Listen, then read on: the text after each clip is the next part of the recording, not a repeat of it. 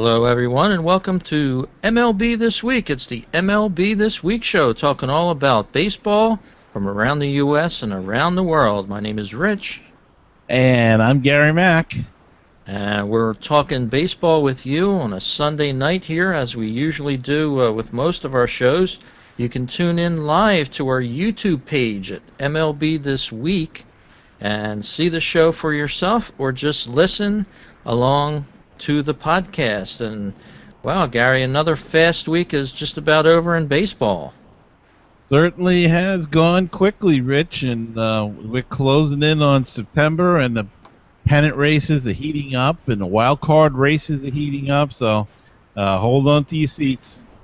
Yes, they are indeed, and that's going to lead off our first story for this week. Show number 21 here on August 10th, 2014. We're going to take a look at the standings around the league. In the National League, it's the St. Louis Cardinals on top in their division. Actually, let me see. I'm on the wild card standings. Strike that. Um, of course, it's Milwaukee still holding on to the league. In the NL Central, they got a two-game lead on the St. Louis Cardinals. The Washington Nationals starting to put a little distance between themselves and the Atlanta Braves. Atlanta seems to have sort of lost a step in the last week. Gary, they're 4.5 games back all of a sudden. Yeah, they had that long losing streak, and they're struggling right now. And I guess now, if you're going to play them, this is the time to play them because they're just not hitting on all cylinders. And we kind of discussed this early in the year that you had to believe that it was going to be a tough job for them to win a division with all the injuries that had before even this season began. And they got off to a good start, and they were playing good ball. But it's a long season, Rich, and they're not playing well on the road. So there you go. I mean, they're only 2 games over 500. Yeah, they're opening the door for the Marlins, who are only 7 games back, and the New York Mets are 8.5 games back in the NL East. So nothing for sure, but the Nationals over there are holding the first place spot for now. And out west in the NL West, it's the Dodgers. They've found their way, so to speak. They're 4.5 games up on the San Francisco Giants, and I kind of think the Giants are going the same way as the Braves did all of a sudden, Gar. Yeah, they had a couple of injuries too. They lost Matt Cain for the season, and they're not hitting, weren't hitting good all season, but had that burst of victories earlier in the season, and remember they had like a 6-7 game lead at one point, and now they're just holding up the tent, so to speak. But still a ways to go, and they're close enough where all they need is a boost or something. Who knows what that could fire them back into the race here. Yes, they do. They're 4-6 in their last 10, and we can see how the Braves have come unglued. They're 1-9 in their last 10 games, and we're going to look at playoff percentages now. Right now, the Braves stand, according to ESPN's website, who has a statistical playoff average statistics up already. They only have a 24.3% chance of making the playoffs, do the Braves. So their stock has dropped a little bit, and teams picking up on the wild card now, as I was starting to talk about, the St. Louis Cardinals and the Pittsburgh Pirates currently are in the lead for the 2 wild card spots. Right behind them is the San Francisco Giants. They're a half game back. And then the Atlanta Braves and Cincinnati are next. And Miami and the Mets are right behind them. So we're going to have a great 8 weeks of baseball to go. And it's going to be interesting to see how these lead changes happen. Interestingly, as you said, the Atlanta was up in that wild card race the entire season, and now is really fallen behind Cincinnati, who's had a little bit of resurgence lately. And funny to see 2 Central teams up on top like that. Yeah, it doesn't happen very often. We'll have to see if it stays that way. Looking at the American League, it's Baltimore who's starting to run away with it in the American League East. They have a 5.5 game lead currently over the Toronto Blue Jays. They lost today against the Jays, I believe, but they're still up on Toronto and the Yankees, who have fallen 6 games back. The Central, Gary, it's Detroit leading the way. They have a 1 game lead on, guess who? The Kansas City Royals. Where'd they come from? Well, they were up there early in the year, fell back, and now they've gotten a resurgence again as they are red hot and going after Detroit. And Detroit and Toronto are tied up in a game, and if I'm reading this right, it's the bottom of the 19th inning, and they're tied at 5-all. So Detroit slumping a little bit, and we could see a tie or a closer race as of tomorrow morning. Yeah, I would have never guessed it. Of course, Kansas City reeled off 7 wins in a row already, and they're 9-1 in their last 10. They have an incredible 58.6% chance at making the playoffs, according to ESPN. And the Tigers actually just above them at 62.3% chance to make the playoffs. Over in the AL West, it's the Oakland A's. I think they're going to make the playoffs. A 99.9% chance that they make the playoffs. I think they have pretty good luck for that. Yep, they have the most wins in Major League Baseball at 72 wins on the season. 40-21 at home. That's an incredible home record for the A's. And, of course, the Angels are still right behind them, nipping at their heels, but they've fallen a game or two back now. They were closer a week or so ago. I think they got it down to 2 or 3, and now they're 4 or 4.5 back. But Angels look like they're going to be there. And what's their odds of making the playoffs? The Angels are pretty good as well. They're at 90.8% chance of making the playoffs this year. And of course, they have the wild card spot currently, as do the Royals for the American League. And right behind them on their heels, 3 teams, Seattle, Toronto, and the Yankees, all within 1.5 to 2.5 games back in the wild card so far. So a lot of teams with great playoff possibilities, none higher than the Oakland A's at 99.7% at this time. A couple of other teams, the Milwaukee Braves, they've sort of dropped in the rankings. They've got an 80.5% to be precise, chance to make the playoffs. Doesn't really sound too convincing. Well, Rich, but every time it seems the Brewers seem to have slipped. They revive again and come back and get back in that lead. They've been hanging on to that division the whole season. It'd be almost kind of a shame if they lost the lead now and fell out of the race. But I think they've proven that they're for real and they can withstand the pressure. And still a long way to go yet, and we'll see for sure. But every time they've been challenged, they've gotten up for the challenge. So, of course, they lost today. I think Kershaw pitched against them. That's usually an NL anyway. So yeah. These teams virtually have no chance of making the playoffs. In the American League, the Boston Red Sox 0.1%. The Minnesota Twins at 0.1%. 0.1% that is. The Texas Rangers also at 0.1%, as are the Astros. Over in the National League, it's the Phillies at 0.1%. The Cubbies, they won a game in extra innings this afternoon. They're at 0.1%, and a couple of teams out west, the Diamondbacks and the Rockies, all at 0.1%. So those teams will be teams that we'll talk about rebuilding for sure.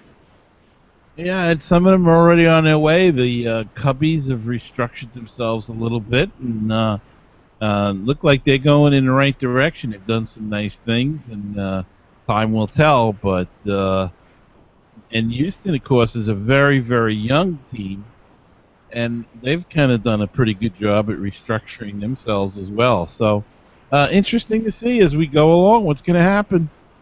Yes, indeed. And as we said at the start of tonight's show, we've got about 8 weeks or so to the end of the season. So a lot of things can change in those 8 weeks or so, and we'll be keeping an eye on for you, our listeners here at MLB This Week. And Gary, you have a story this week about someone surrendering and a famous cousin in the news. Well, it's like we've had 2 or 3 stories that just won't go away, and of course, Tommy John surgery was one, and oblique injuries, and now, of course, the PED scandal, the biogenesis scandal. And this week, the feds got involved as Biogenesis Clinic founder Tony Bosch surrendered to the Federal Drug Enforcement Agency.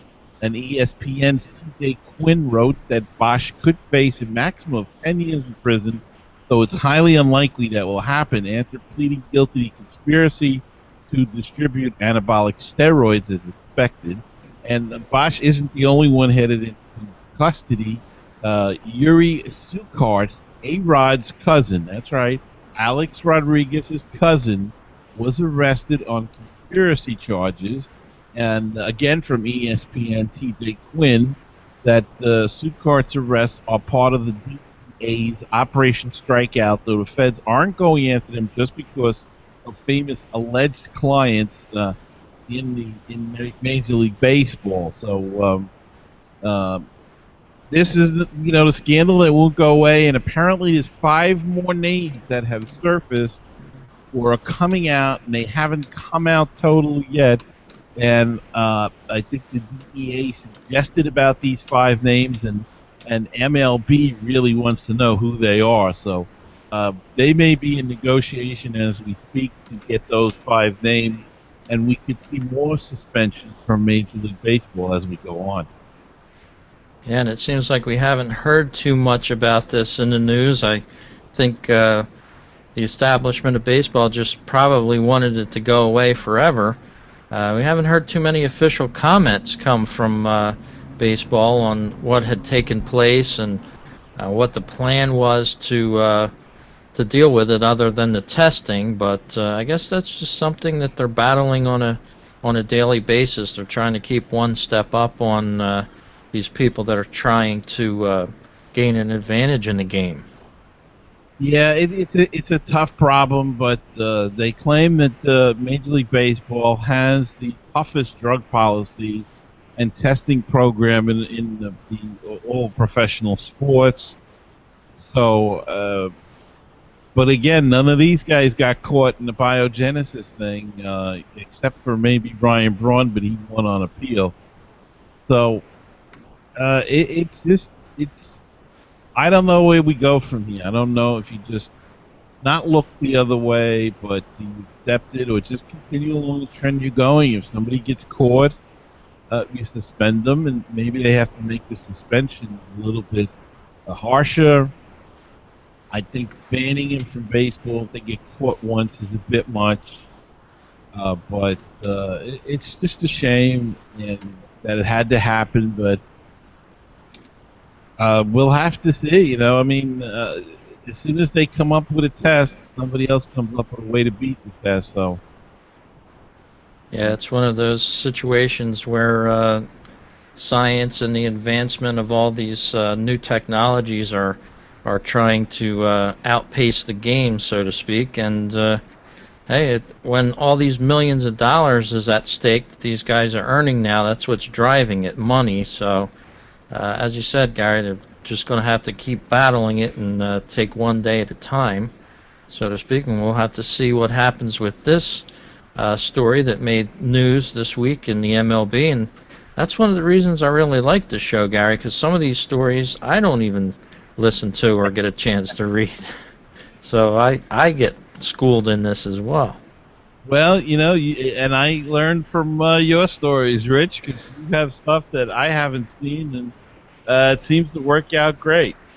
Yep. Now, this next story that we have for our listeners here comes from the history of baseball, and today actually is the anniversary of Ty Cobb, And what he did on August 10th, 1924, he never did again, but he stole second, third, and home in the same inning, and he did that for the sixth time in his career. That's an amazing stat there to steal second, third, and home in a game, not once, but six times in his career. And on this day in 1924, he did it for his final time in his career. Ty Cobb, one of the all-time greats in baseball.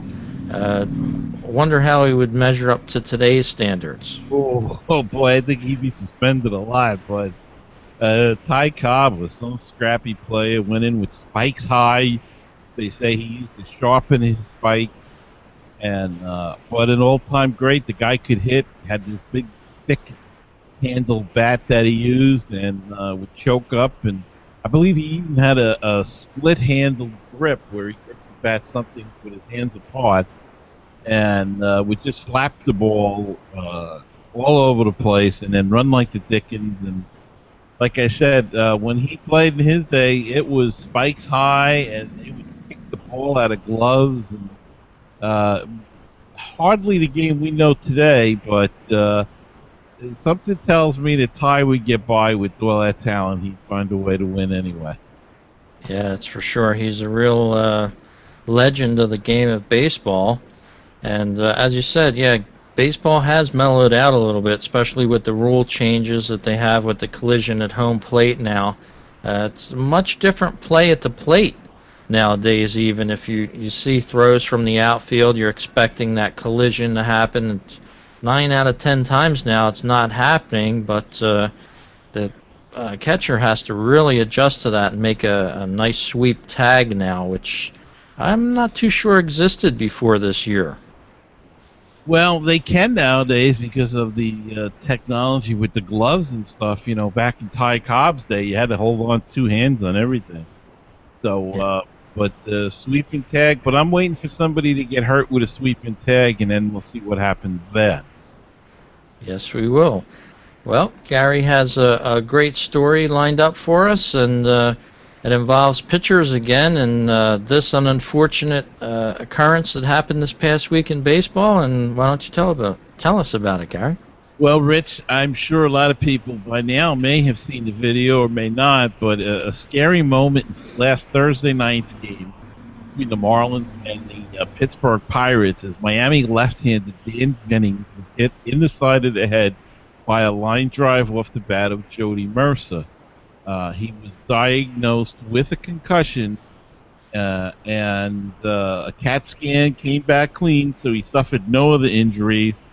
He remained in the hospital overnight, and I believe he has actually been released from the hospital and went home to Miami. It happened in Pittsburgh, and it did not look good when it happened. It hit him flush. The ball hit him so hard it went high in the air, and his shortstop was able to catch it for the out. He stood up right away and kind of stumbled. He took 2 steps and then kind of froze, and the catcher, Salta Maiakia, got out there, and then he started to collapse a little, and he was there to catch him. It was a scary moment. If you can see the video, I don't know if I should recommend people see it because it was a little scary to see, but the force, they said the ball came back at 101 miles an hour when it hit his head, so it was fortunate no skull fractures or anything like that. Everything was clean, and as I said, he's been released from the hospital. But it brings again up the issue of the big hat. If you remember, we spoke about Alex Torres, the relief pitcher for San Diego, who has gone to that big hat, that big kazoo hat, as somebody called it. It's a funny-looking thing, and but if it happened to him, nothing would have occurred. He may not even got a concussion, but I don't know. We'll have to see what Dan Jennings decides to do now because, it may be something they have to look at a little bit more. And I would think if I was a pitcher, I'd even consider trying the the batting helmet without the flaps, just to get some sort of protection. Yeah, it seems like the pitcher's mound is so close to the batter anymore. And of course, players are trying to hit it up the middle. They know they can get a hit if they can get it straight down the middle of second base. So who's standing right in the middle of that is the pitcher. And I agree with you, Gary. I think something needs to be done. It's amazing that more pitchers haven't been really badly hurt over the years with the way these guys are swinging and just how close some of them end up to closer to home when they're making their windups and deliveries. Just a nasty incident there. For anybody that hasn't seen it, we'll put it on our website at MLBThisWeek.com. You can check it out for yourself. Just a terrible incident there, but it seems like he's okay. So, as you said, it might be time to go to these hats, and over time they'll probably make them smaller and more efficient for baseball. I think that the one hat that has got to be that you just had up on our video portion of the show has got to be uncomfortable for the pitcher. Yeah, I guess Alex Torres though continues to wear it, and he was never hit, but he's just doesn't want to take a chance. He's seen teammates get hit, and I think that's why he's wearing it. And really, not a lot of ridicule either do you hear about it from him. So that's always a good thing too, because he's doing it for a certain reason. Who are we to judge? But the point is, if what I don't understand is if they can make the hard helmet out of a certain material, why can't they try? I guess it's the padding that really takes up the extra space, but why not they try to slip that kind of thing into a hat? Or I guess the reason they just don't wear a hard helmet is because I guess it would slide around maybe when you throw the ball. It's not as tight a fit maybe, but I think that can be all rectified. Yeah, it would almost have to be like a bicyclist's hat, which are generally real snug and smaller. But we'll have to see over time if they can refine that hat and make it more usable for players of today. And Rich, Well, we were talking about a legend just a few minutes ago, Ty Cobb, and you've got a story about another legend getting passed. yeah, legend that's still playing. I was just thinking about that as I was reading the story this afternoon. That he is in his last year, and of course it's Derek Jeter. But players like this, Jeter, Halladay, of course he's retired now. But these guys are going to be instant Hall of Famers and tomorrow's legends, so to speak. They'll be talking about what Jeter did, what Halladay did for a long time. But this past week, in fact yesterday, Derek Jeter ended up 6th on the all-time hits list as he passed Honus Wagner with a hit in yesterday's game against the Cleveland Indians, and he hit his 3,431st hit of his career that put him into 6th place overall. And when you start talking about names like Honus Wagner, you just stop and realize what a great player Jeter has been over his career with the numbers he's put up.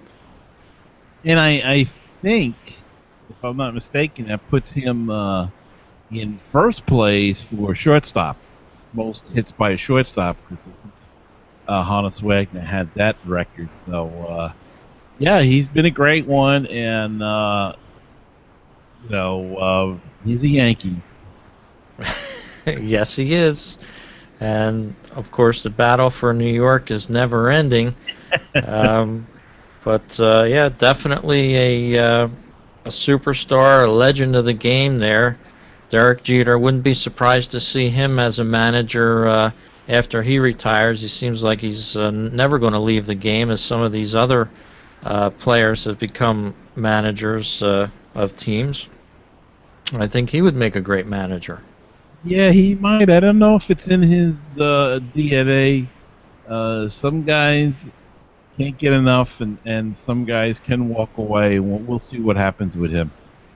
Yes, we will. And Gary has another story here, but before we go to that story, I want to encourage all of our listeners to check out our podcast version of the show. You can go to iTunes and check it out there. Every week we'll have it updated for you. You can download us to your iPads, your iPods, or your MP3 players if you have a PC or Android phone. Wherever you listen to podcasts, you can listen to this show. You can also catch us at Podomatic.com. That's our main site for the show that we upload each and every edition to. And Gary, you can find us at another place as well. You can also find us on Stitcher Smart Radio, Rich, as we are on that app. So if you have that in your car, or again, as Rich said, on your Android phone or your iPhone or whatever type of phone that you use, the Kindle Fire, if you can get the Stitcher app, you can get MLB This Week right on there. Yeah, and I like Stitcher. They have a good way of delivering the show every week. They have nice HTML players and things like that. You can also check out the show at baseballtalkradio.com. There's a lot of other great shows there, including Gary's Mets Musing show that he does, and also his show on minor league baseball, and also the Phillies Talk program, which is one I do with a buddy of mine called Jim Mulry. So check us out there at baseballtalkradio.com, and we'd love to have you stop by. Yes, we would. Tons of good shows there. Well, a story for our listeners this week, Gary, and it's been a fast week, as we said, but here's a strange one for you. What does the letter P and the San Francisco Giants have in common? I don't know, Rich, and I'm waiting for this answer because I've been trying to figure this question out since you sent me the notes, and I have no idea what it is. What do they have in common? Well, the other day, a blogger had wrote on this story, and the blog was called Value Over Replacement Grit, which is kind of a strange blog name, but it's part of the ESPN Sweet Spot network. And this person did a story on the letter P and how many players the Giants happen to have on their starting roster on one particular night, and this was this past week on Friday night. And the Giants actually had 5 different players whose name began with the letter P on the roster that night. Angel Pagan, Hunter Pence, Buster Posey. At second base, they had a guy named Joe Panik, and then they had Jake Peavy pitching. So this blog writer did some research, and she's a lady, so she went up to the retro sheet game logs and did a little sorting and came up with all the letters of the alphabet that specific teams had the same players with the different, the same letters in their starting lineups. And she listed A through Z, all of the different teams that had the most players on that team. Let's look at the list here. Back in 1938, 7 players had the same last name, letter M, started for them, and it was the St. Louis Cardinals against the Philadelphia Phillies. It was the St. Louis Cardinals that had 7 players that started with the letter M. That's amazing. They had Terry Moore at center field, Stu Martin at second, Joe Medwick in left field, Johnny Mize at first base, Lynn Myers at shortstop, and Bill McGee was the starting pitcher that night. So 7 players with the same first letter of their last name. That's amazing. Fascinating stuff. So it was quite a bit of work to do this, but going through all of the lineups, there was only one letter that no team actually had more than 2, or actually 1 for that matter, and I'm wondering if you can guess what letter that is. Z. No, believe it or not. Close, though. X, the letter X. Apparently, there hasn't been at least one game in Major League Baseball where they had a player with the letter X as their last name on the team. And I find that a little hard to believe. Yeah, with a lot of these Latino players, you think there may have been somebody that had a letter X. And I think about it, Todd Zeal was the Z, so Yeah. bad guess on my part. But yeah, X. Wow.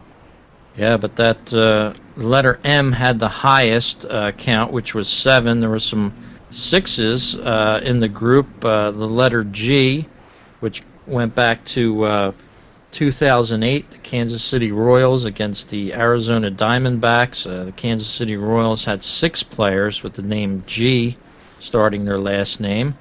The letter D is in David. The Phillies and the Chicago Cubs. Back in 1987, the Cubbies had 6 players with the letter D that started their last name in the lineup. And also in 1999, the letter B is in Baker. The Houston Astros had a game against the Dodgers, and they had the Astros had 6 guys with the letter B. Of course, Biggio and Bagwell were always 2 of the Dodgers, but they also had Berkman, Derek Bell, a guy named Paul Bacco, and Tim Bogar was their starting shortstop in that game. So pretty interesting how they sorted through all of these games going back 100 years or so and came up with these startling stats here. That's a lot of research. Yes, it is. So that is what the letter P and the San Francisco Giants had in common the other night. 5 different starting players on the lineup with their name beginning with the letter P. All right. And, yes, it is. And you have a story to lead us out tonight about yet another pitcher going down, and not so sure this might be a career for him. Well, I have 2, if I may. Certainly. Yeah, as we mentioned earlier, Matt Cain had season-ending surgery last week. Or this week, I believe, is coming up. He's going to have bone chips in his right elbow removed. So he should be able to come back for that. But you don't know once they get in there what else they may find. And the elbow is a tricky little area. So hopefully he'll be all right, and we'll see him again next year. And the final story I have, Rich, is one about the model Kate Upton. As you know, she's dating Justin Verlander, and the Tigers were in Yankee Stadium this week. She was sitting behind the Tigers dugout, and apparently she went on Kelly. Was filling in for Kelly Ripa on last Friday's Live with Kelly and Michael show. And Kate Upton revealed to co-host Michael Strahan that the Yankees specifically told her she couldn't wear any Tigers gear while sitting in a legend seat at Yankee Stadium.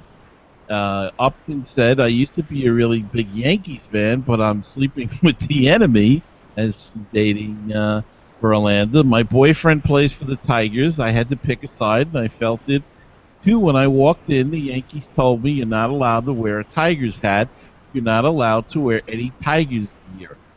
It's like a bad breakup." This is all Kate Upton talking.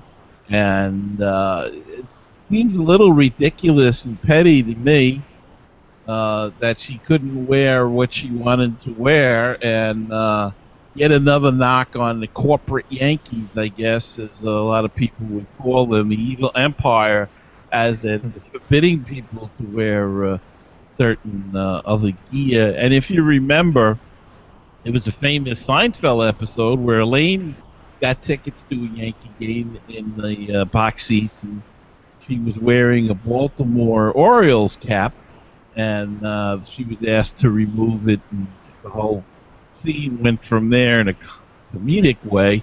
But this is a little, I guess she made light of it, and not a serious thing in the whole scope of things, but seems a bit ridiculous and petty to me. Yeah, if not downright un-American. If you go to a game, and especially if you're paying for a seat like you would at the Yankee Stadium, you should be able to wear any hat that you want to wear.